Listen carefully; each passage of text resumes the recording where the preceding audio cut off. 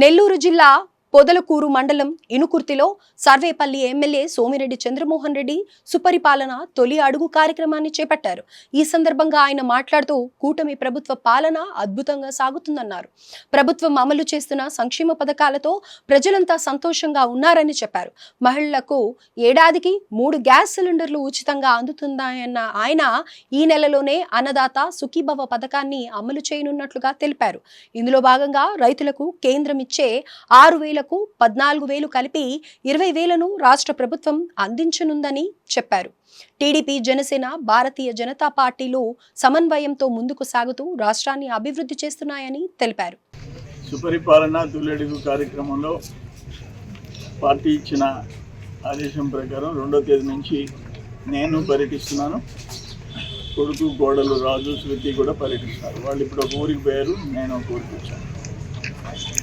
ప్రజల కష్టసుఖాలు తెలుసుకుంటున్నాం. అయితే ఒకటి, తల్లికి వందనం కంఫర్టబుల్గా అందరికి పడిపోయినాయి. ఇంకేదైనా 1వ తరగతి అడ్మిషన్స్ ఉండేవాళ్ళు ఇంటర్ ఫస్ట్ ఇయర్ అవి కూడా లిస్టులో అప్లోడ్ అయినాయి.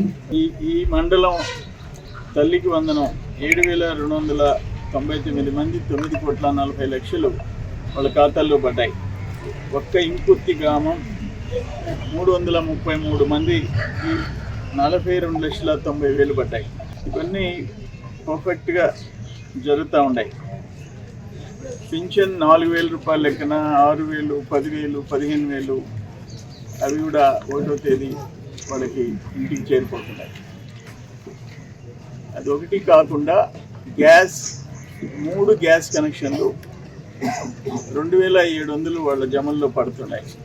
ఆగస్టు 15 నుంచి మహిళలకి ఉచిత బస్ ప్రయాణం జరుగుతుంది, ప్రారంభమవుతుంది. అన్నదాత సుఖీభవ అది 20,000 రూపాయల లెక్కన ఎకరా ఉన్నా వాళ్ళ అకౌంట్లో పడుతుంది. ఏంటంటే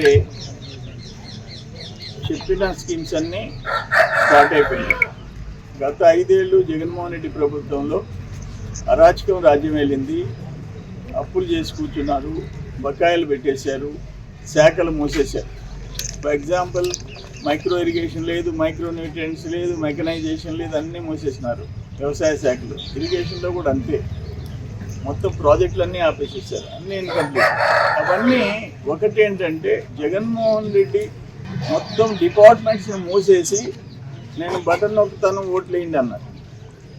ఇప్పుడు మనకు ఈ కూటమి ప్రభుత్వానికి ఏంది, యథాతథంగా ఇప్పుడు రోడ్లు మరమ్మతులు, కొత్త రోడ్లు స్టార్ట్ అయిపోయినాయి. ఓ పక్కన కాలువల పూడికలు తీయటం, ప్రాజెక్టులు స్టార్ట్ అయిపోయినాయి. ఆపరేషనల్ మెయింటెనెన్స్ అండ్ అక్కడ ఆన్గోయింగ్ ప్రాజెక్ట్స్ అన్నీ స్టార్ట్ అయిపోయినాయి.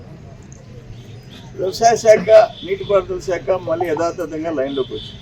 విద్యాశాఖ, పంచాయతీరాజ్ ట్రాక్లోకి వచ్చినాయి. అంతకుముందు అన్నీ మూసేసి నేను బటన్ నొక్కుతా, మీరు ఓటు నొక్కండి అని చెప్తున్నాడు. రాష్ట్రం పోయింది. అది కాదు, మళ్ళీ గాడిలో పడింది రాష్ట్రం. ఇటు కూటమి, తెలుగుదేశం, బీజేపీ అండ్ జనసేన. ఇప్పుడు మీరు చూశారు ఈరోజు పేపర్లో 2019కి ముందు ఎన్ఆర్ఈజీఎస్ ఫండ్స్ ఆపేస్తే 200 కోట్లు ఈరోజు రిలీజ్ చేస్తున్నారు. ఇవన్నీ ఆయన చేసిన పాపాలు.